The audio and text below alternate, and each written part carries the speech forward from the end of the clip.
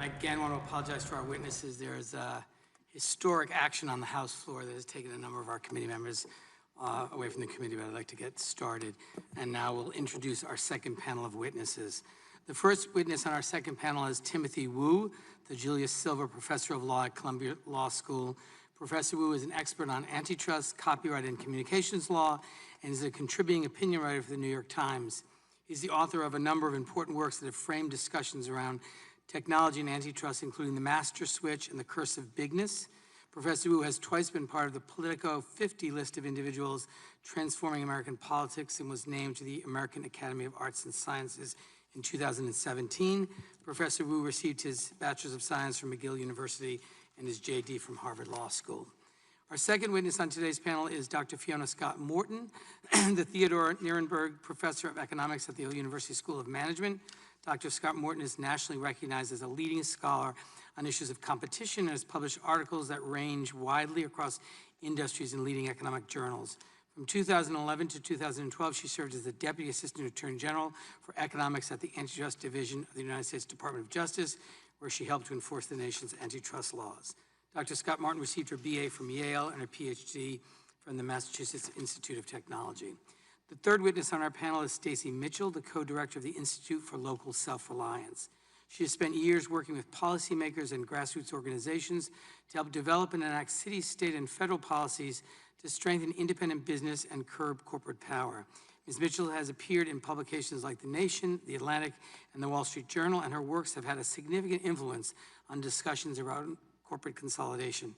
Her paper, Antitrust and the Decline of America's Independent Businesses, earned Ms. Mitchell recognition in 2017 as part of the annual Jerry S. Cohen Award for Antitrust Scholarship. Ms. Mitchell received her BA from Malacaster College and currently serves on the board of the Maine Center for Economic Policy. Our fourth witness is Maureen Olhausen, a partner at Baker Botts LLP. Prior to joining Baker Botts, Ms. Olhausen led the Federal Trade Commission as acting chairman and commissioner. While at the FTC from 2012 to 2018, she directed all aspects of their antitrust work. She has published dozens of articles on antitrust, privacy, IP, regulation, FTC litigation, telecommunications, and international law issues. Ms. Olhausen has presented particular expertise in the intersection of antitrust, technology, and privacy issues.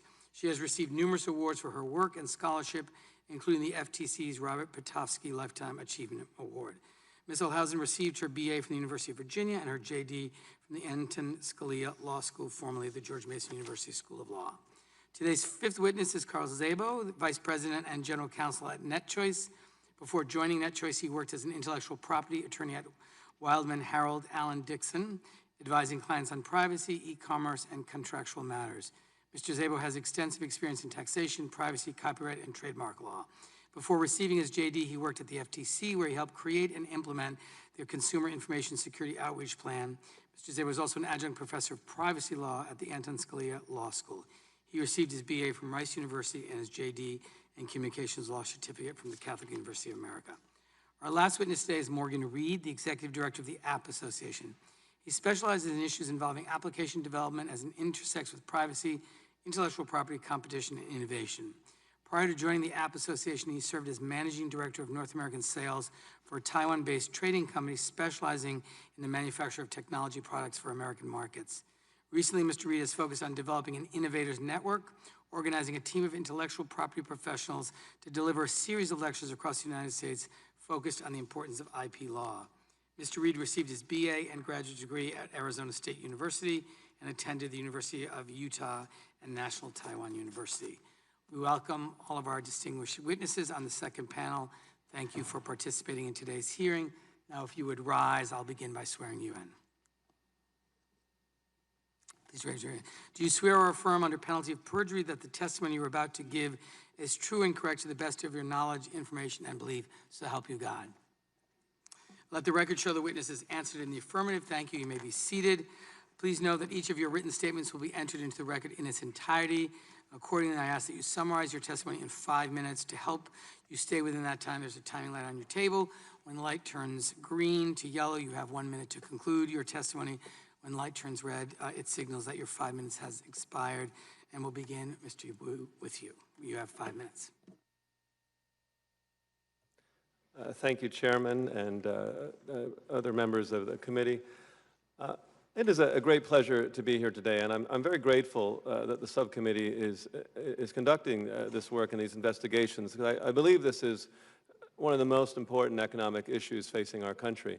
I think we face a vitally important question here, which is this: whether the United States will remain the place that new industries start, the place where startups get their start, the place where inventors think that they have a chance to challenge the dominant firms of their day, where innovation flourishes, where really the United States is capable of being the place, as I've said before, that new industries are started. And I think that is something that has come into question. I think that we face across the economy an over-consolidation and over-concentration of many industries. And I think this is particularly evident and, in fact, extreme in the tech industries. So over the last 2 hours of the first panel, we listened to something that to me could have been a hearing in the year 2005 or maybe almost like a fantasy zone. If we're to believe what the testifiers were saying, and they were under oath, we live in a time of incredibly fierce competition. I could leave this hearing, go to my garage, and start a challenger to Google, Facebook, and Amazon. There are no barriers to competition. Every competition is only one click away. I think that everybody knows that's not true. There's no mystery anymore about whether the tech markets have flipped. There's no question as to whether there are barriers to entry and whether the tech economies have in fact become a very difficult place for people to get started. People are starting to talk about the decline in the number of startups, almost unthinkable in the United States, which has always had a comparative advantage in being the place where startups will get their start. So I think it is time for the reassertion of what I think have been incredibly successful policies from the last century, namely the antitrust laws and pro-competitive regulation on the model of the telecom laws and some of the FTC regulations. We have a trilogy of cases in the tech space in particular, IBM, AT&T, and Microsoft, which were big Section 2 cases, which were criticized at the time of being certain to interfere with competition and hurt American companies at a time when Japan seemed very threatening. In retrospect, when you look back at the effects of these big cases, they loosened up the tech markets. They helped to contribute to an enormous boom in the tech and telecom markets that lasted and has lasted more than 30 years and has restored the United States to a place of global leadership in the tech markets. So I think that trilogy of cases and some of the most important pro-competitive regulation at the FCC and FTC is the policy we need in this time, and not a policy of trying to endorse or support national champions. If I have time and questions, I'll address some of the things that were said earlier, but I want to address one or two right now. In the testimony we heard earlier, I think it's very notable that Facebook had trouble naming competitors. They repeatedly asked, they couldn't name the competitor. I think there's a very simple reason for that. They've bought their competitors. They have bought the most threatening companies to them, and that is the reason that's so hard for them to name them. They could have said Instagram and WhatsApp, but they own them. In fact, and Facebook also said that its intent when it bought these companies was perfectly benign. It saw them as promising companies. It wanted to incubate them. I suggest that this subcommittee look into an email written by Mark Zuckerberg around the time of the Instagram acquisition, where he stated, as has been reported in the press, that the purpose of this, and this is paraphrasing, was to eliminate a dangerous potential nascent competitor. You have a subpoena power, if I'm not mistaken, and it might not be a bad idea to get your hands on that letter. I'll speak just in my last 20 seconds about Amazon and their testimony. Amazon swore up and down that there's nothing funny about their searches or algorithms. They would never favor their own products over another. But I think there needs to be serious scrutiny of the Amazon search engine. The FTC in 2001 issued a ruling suggesting, or a letter saying that search should be what consumers expect. And I think we have under-enforcement of the questions as to whether searches are deceptive.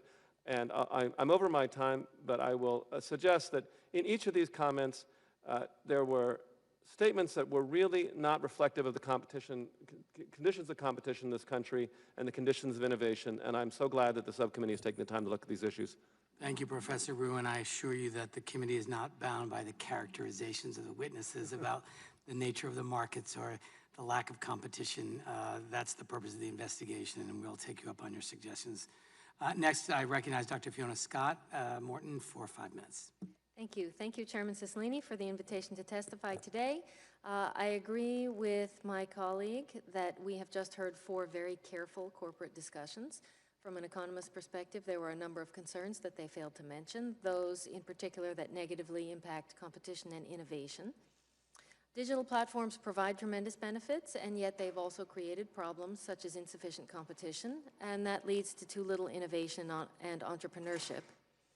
I urge you as a committee to use this investigation to identify what types of antitrust enhancements and regulatory tools are needed to both jumpstart competition in this sector and protect it going forward to the benefit both of consumers and small businesses. As is detailed in the report that I submitted as my testimony, there are a number of characteristics of platforms that tend to drive them toward concentrated markets, very large economies of scale. Consumers exacerbate this with their behavioral biases. We don't scroll down to the second page. We accept defaults. We follow the framing the platform gives us instead of searching independently. And what that does is it makes it very hard for small companies to grow and for new ones to get traction against a dominant platform. And without the threat of entry from entrepreneurs and growth from existing competitors, the dominant platform doesn't have to compete as hard.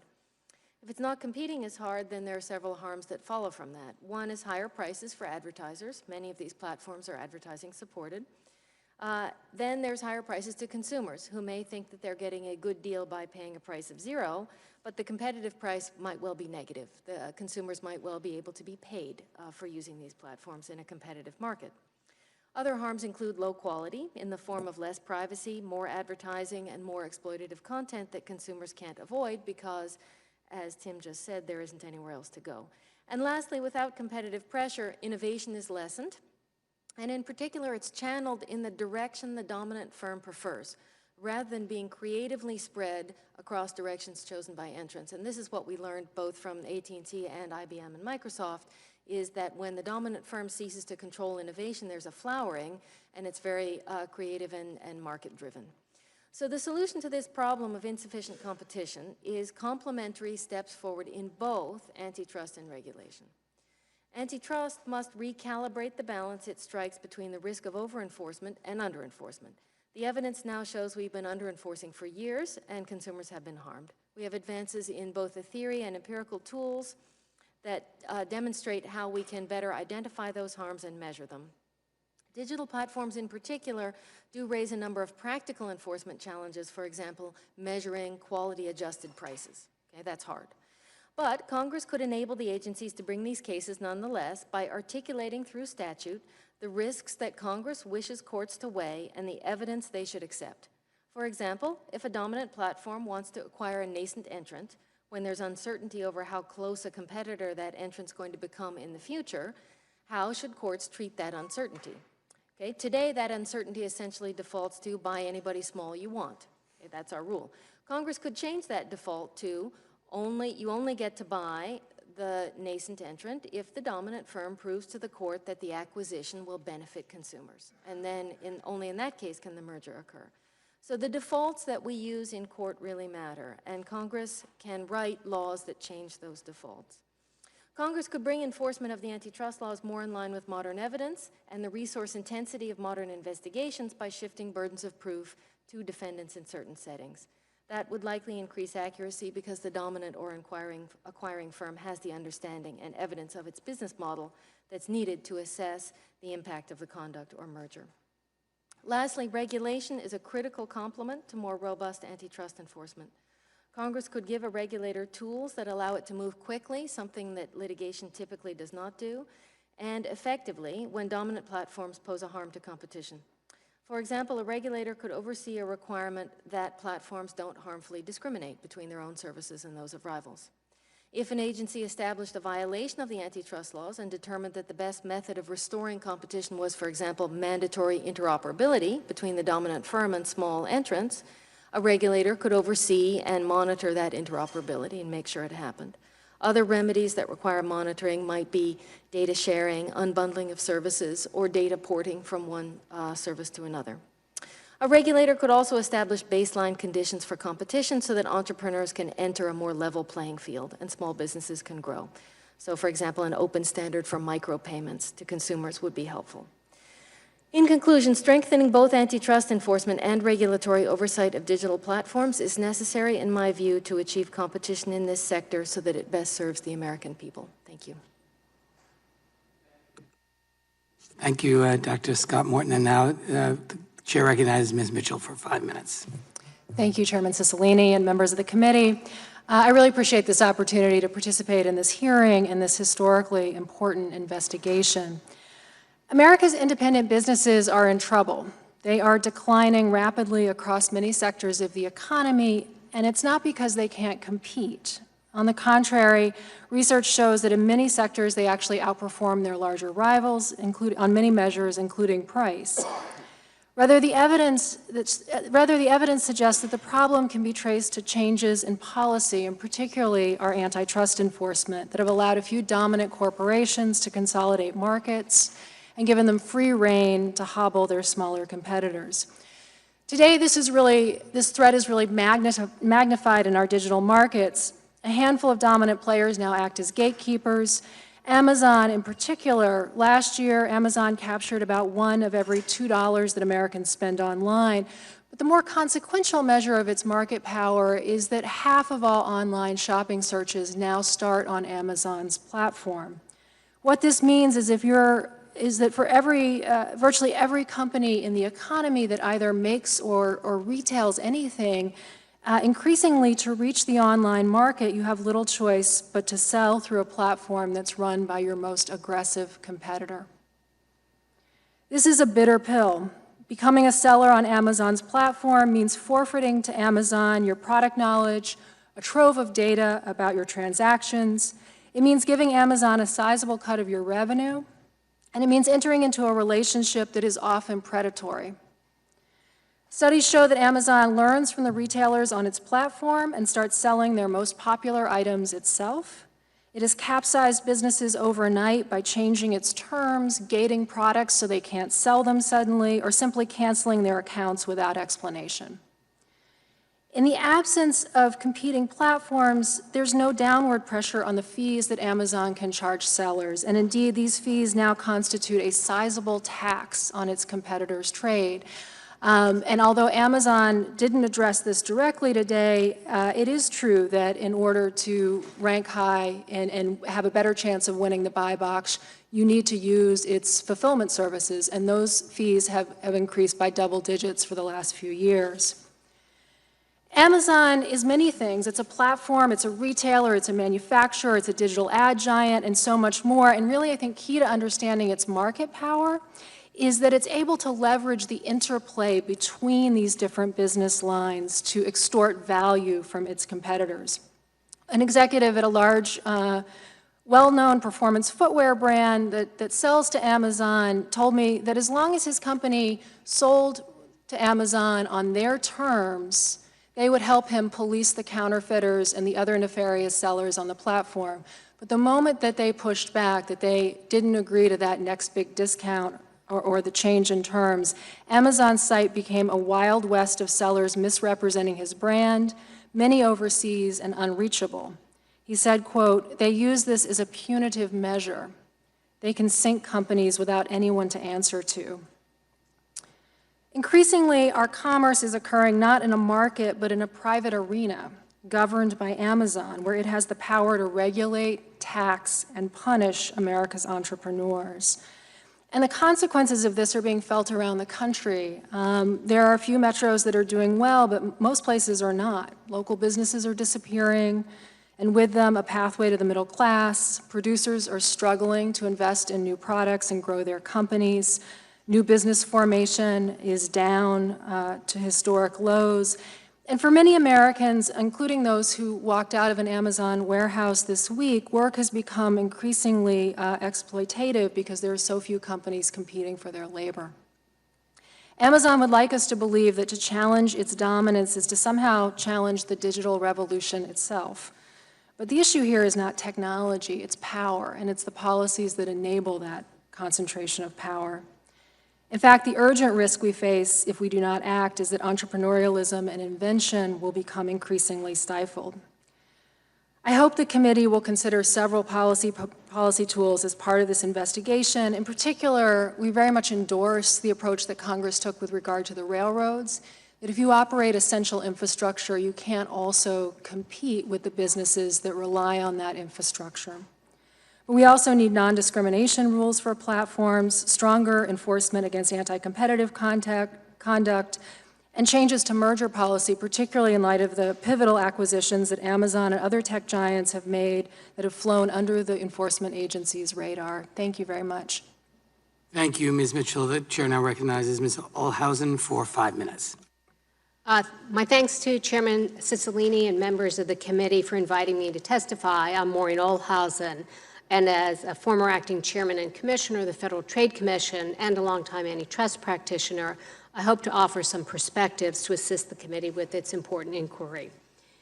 In reaction to today's technology-driven economy, there's a perception in some quarters that antitrust needs to change from principally protecting consumers to pursuing other goals. Given the clear consumer benefits of technology-driven innovation, however, I'm concerned about reducing the focus on consumer welfare. But believing that consumer welfare is the appropriate goal does not mean being passive or embracing the view that antitrust cannot improve its tools to detect anti-competitive behavior. If those tools suggest that competition will be harmed and consumers made worse off from the behavior of any firm, antitrust enforcers should act. And my experience suggests that a successful case rests on 3 pillars: a secure foundation in the law, a solid factual basis, and strong economic evidence of an anti-competitive outcome. And I also recommend that any assessment examine, first, antitrust laws as interpreted by the courts, second, the application of that law to particular types of anti-competitive behavior in defined markets, and third, the boundaries between antitrust law and regulation. And I will briefly address each of these factors. A defining quality of an antitrust violation is the elimination or weakening of a market constraint on a firm's power to set the terms of its interactions. In other words, we examine the impact on the competitive process through which a firm makes its decisions on price, quality, and the need to innovate. Thus, antitrust enforcers should intervene only when firms are likely to corrupt the competitive process and gain or maintain market power through means other than competition on the merits, such as by colluding with rivals, merging with competitors to reduce competition, or for a firm with market power, engaging in exclusionary conduct that does not benefit competition on balance. Thus, under current antitrust law, a dominant provider must maintain its position through legitimate competition on the merits rather than through conduct that has little or no purpose beyond disadvantaging rivals. Now, this doesn't mean that antitrust can't reach many of the competitive concerns discussed today, as long as there is factual and economic evidence of cognizable competitive harm, and I'd like to offer some recent examples. During my time as the acting chairman, when the FTC had only 2 members, 1 Republican and 1 Democrat, we successfully handled a total of 32 proposed mergers with significant competition concerns and brought forward 9 different conduct cases. And our challenge to the merger between CDK and Automate involved a large established firm with a substantial market share buying a relatively small upstart that appeared poised to challenge the market leaders more aggressively. Now, some have questioned whether the existing antitrust paradigm can ever reach this kind of behavior, where a big player squashes or absorbs a promising upstart before it can grow into a more substantial competitor. And the CDK Automate action shows that antitrust law can address this competitive issue if the facts and economic evidence support it. I'd also like to say a few words about vertical mergers, the majority of which are pro-competitive. Vertical mergers can, however, raise antitrust concerns when the parties gain an ability and incentive to foreclose their rivals from a significant portion of the market. Thus, as with horizontal mergers, vertical deals should be evaluated on a case-by-case basis based on all the evidence available and not prejudged based on the size of the parties or concerns outside of preserving market competition. Now, the agencies can review consummated mergers and order divestitures when justified by the facts and the law. But trying to unscramble the eggs through a divestiture long after a merger or using a breakup as a remedy in a conduct matter is a drastic step that carries serious risk of doing more harm than good for competition and consumers. And aside from practical concerns, courts would require a particularly significant causal connection between the challenged conduct and creation or maintenance of the market power. Now, for those that seek to supplant antitrust with the regulatory approach, given the troubled history of extensive market regulation by government, we should carefully examine the assumption that regulators can divine the best course for technology-driven markets. Further, the U.S. has consistently been a strong voice globally in advocating for competition law to focus on consumer welfare goals, not to include other policy goals. And I fear that abandoning this clear position will encourage regimes around the world to pursue industrial policy goals, such as favoring domestic industry, to the detriment of U.S. consumers and business interests. Thank you. Thank you very much. I now recognize Mr. Szabo for 5 minutes. Mr. Chairman, members of the committee, thank you again for the opportunity to be here. It's been a long day, so I'm just going to give 3 points and then kind of explain them a little further. First, markets have an outstanding record at eroding first-mover advantages that help small business become large. 2, bigger is better for consumers looking for choices or for small businesses looking for customers. And 3, competition is robust, Americans know it, and Americans know that weaponization of antitrust isn't for their benefit. We've seen throughout the 21st century that markets naturally erode the first-mover advantages that help them get big. Search was once dominated by Yahoo, was later overtaken by Google. MySpace was the dominant social network, later overtaken by Facebook. And as the chairman pointed out, Facebook's now facing robust competition from TikTok, a new entrant, and that's just in the past couple of years. And with the advent of the internet, we've removed the high startup costs that are often seen in traditional markets. The next big innovation is readily buildable and distributable, further advancing the natural erosion of the first mover advantage. For Americans and America's small businesses, bigger is better. What we see here are two-sided markets. You have consumers on one side and small businesses on the other. These platforms are operating as the bridge between the two. The connection is providing a much-needed lifeline to America's Main Street businesses. And the bigger the platform, the better it is for these small businesses because it gives greater access to more potential customers. It drives down prices for advertising, and with micro-targeted ads, American businesses can be sure that every dollar they spend on advertising actually leads to sales, something you didn't have in traditional media. And don't take my word for it. Polling shows that online platforms have helped nearly 60% of Americans discover new small businesses. And good news for those worried about the death of entrepreneurship. The esteemed Kauffman Index, a nonpartisan group, shows that entrepreneurship is at its highest levels in over a decade.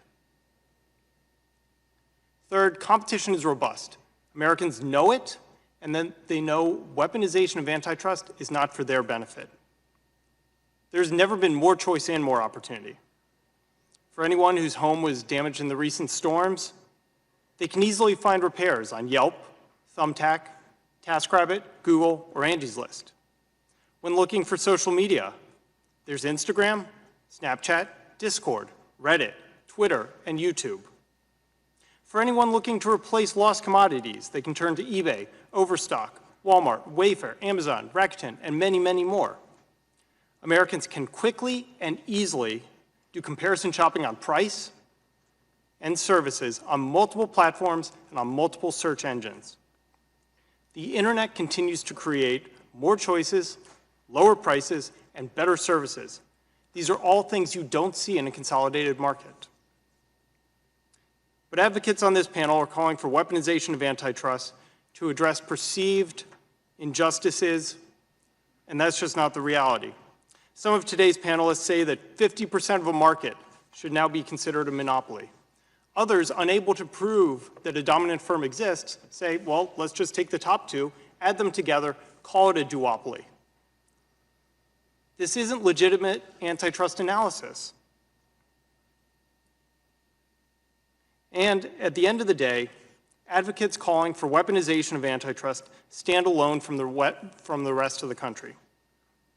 Polling shows that only 1 in 20 Americans think tech should be the focus of government oversight. And less than 1 in 5 think consumers are the beneficiaries of a breakup of big tech. That's because markets have an outstanding record at eroding the first mover advantage.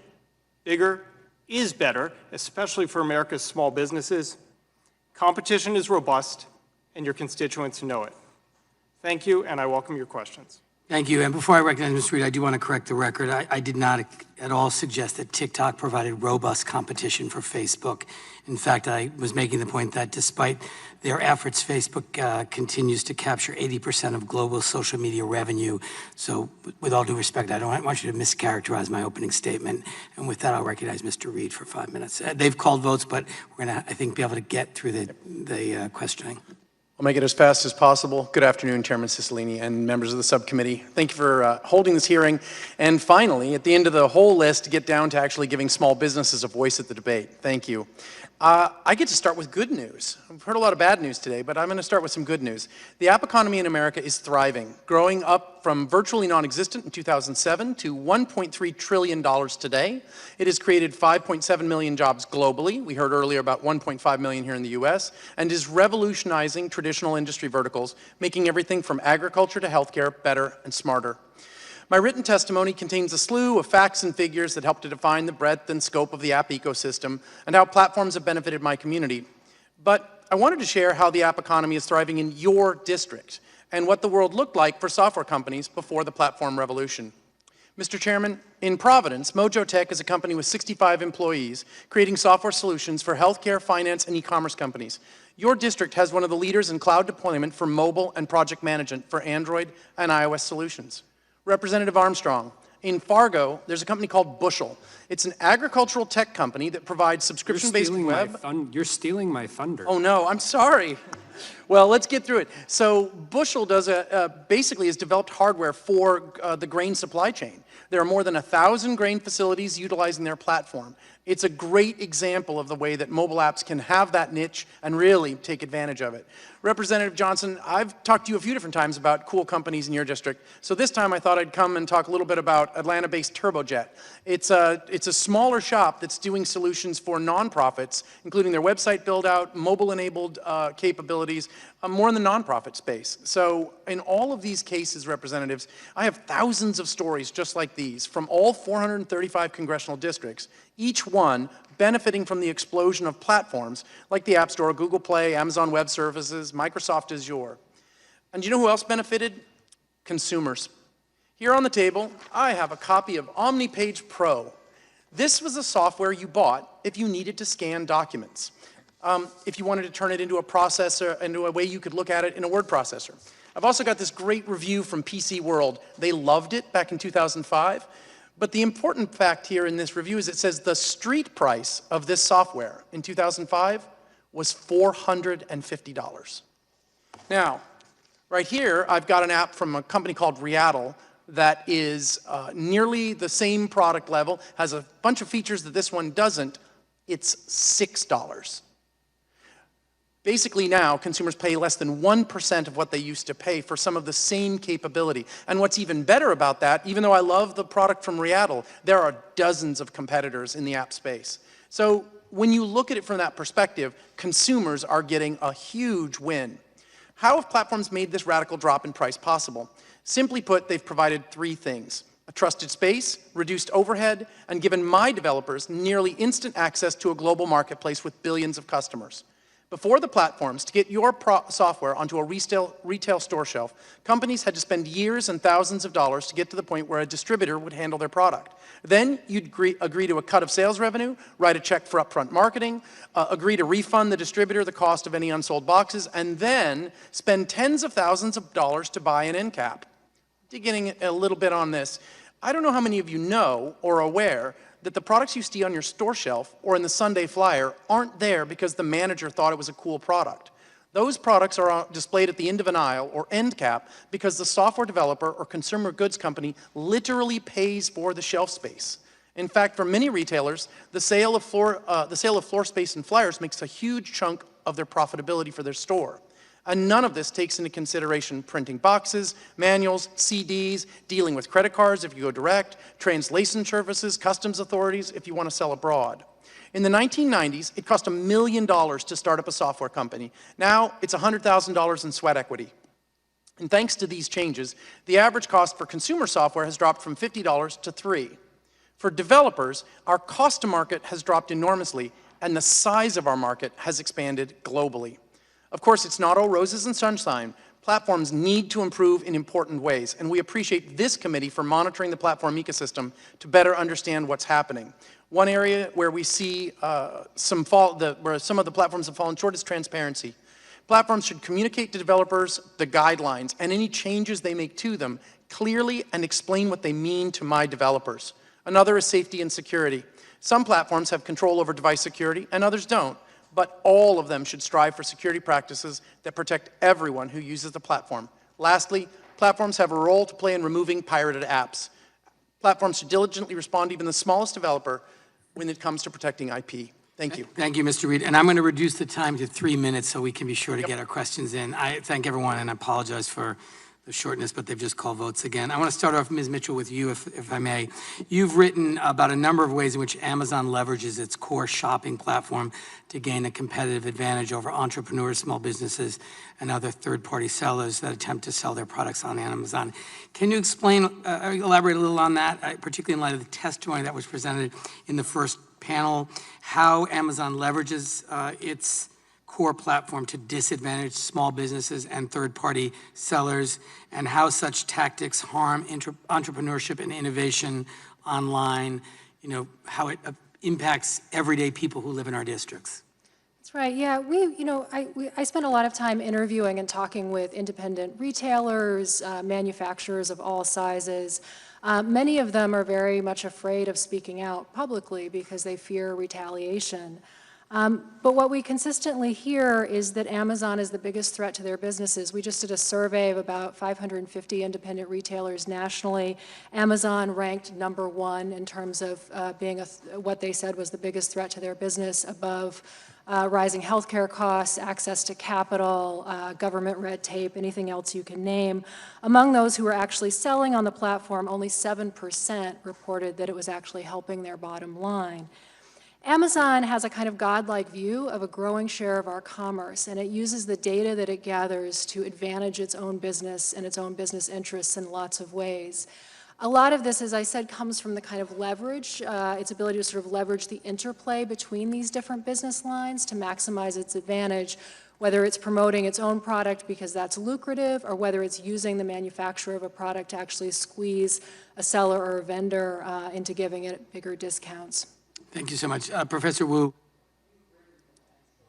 extensively about the importance of enforcing the antitrust laws in the digital markets in order to spur innovation. That's the subject of this hearing. Would you speak a little bit about why competition is so important to innovation?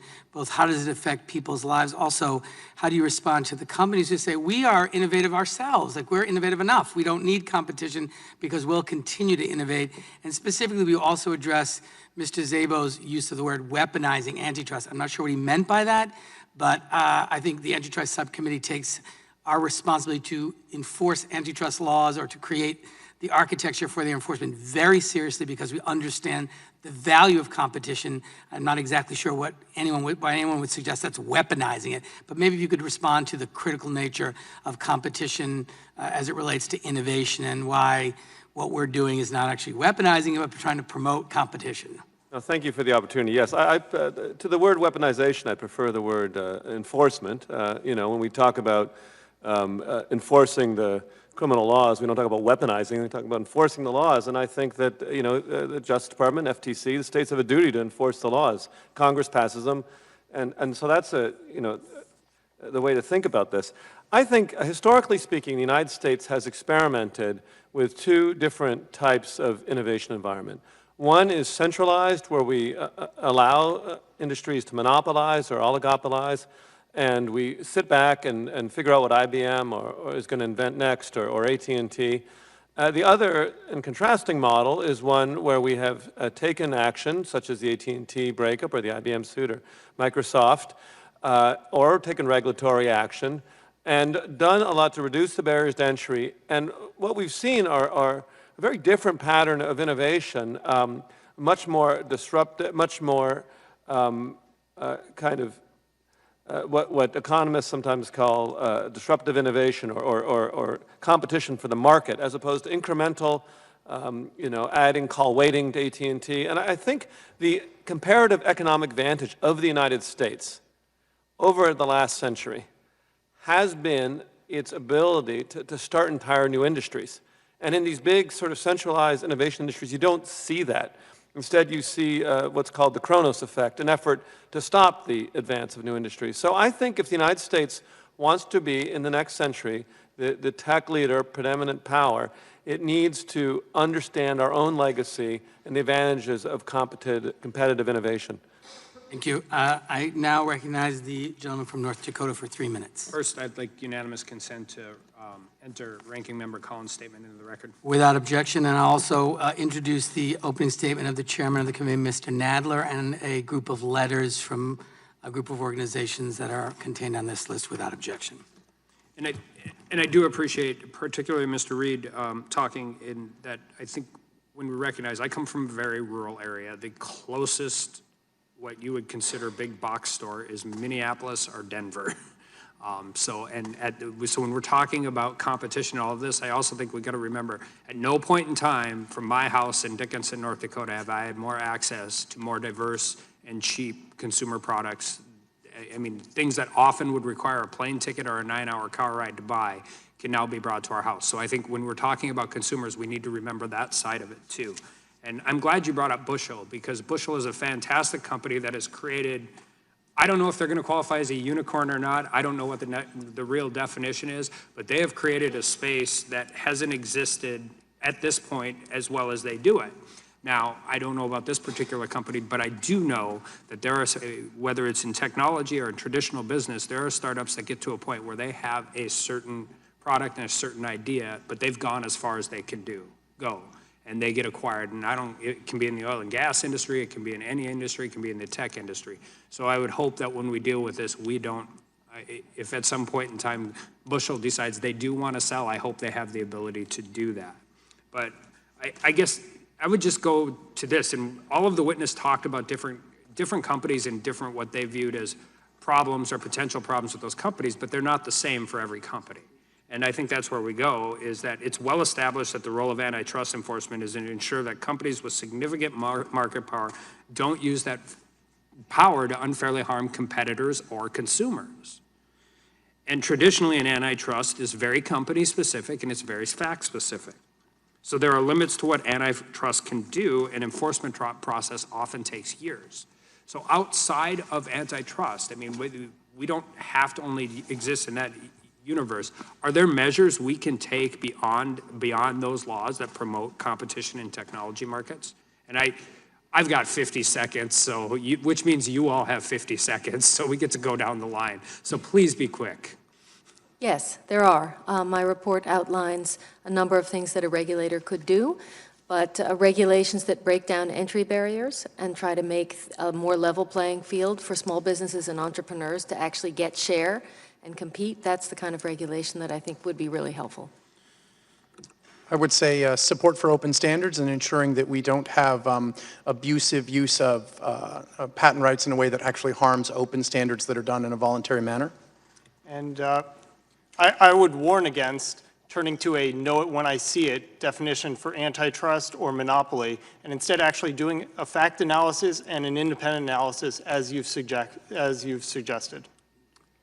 I agree with trying to break down regulatory barriers for small business and entrepreneurs, but I would caution against creating a single regulator. When you look at the history of the Civil Aeronautics Board and the FCC pre the AT&T breakup, I think there are important lessons there. The time of the gentleman has expired. I'll recognize the gentleman from Georgia for 3 minutes. Thank you. We've run out of time. I do want to thank the panelists for being with us today. I know it's a late evening for you all. You had not planned on being here. And I want to thank the chairman for hosting this very important topic today. If we do not oversee what's going on in this digital economy, in this digital marketplace with the 4 dominant players that we hosted today on the first panel, if we don't understand their market reach, if we don't understand their business practices and how those practices affect consumers, then we will never be able to regulate or legislate as may be necessary. So I do appreciate us having this hearing today, which is one in a series, and with that I yield back. I thank the gentleman for yielding back, and I do want to thank the witnesses. We will continue to rely on you as resources as we continue this investigation. I appreciate your patience and your testimony today. This will conclude our hearing. I want to again thank our witnesses, and without objection, all members will have 5 legislative days to submit additional written questions for the witnesses or additional materials for the record. Without objection, this hearing is adjourned.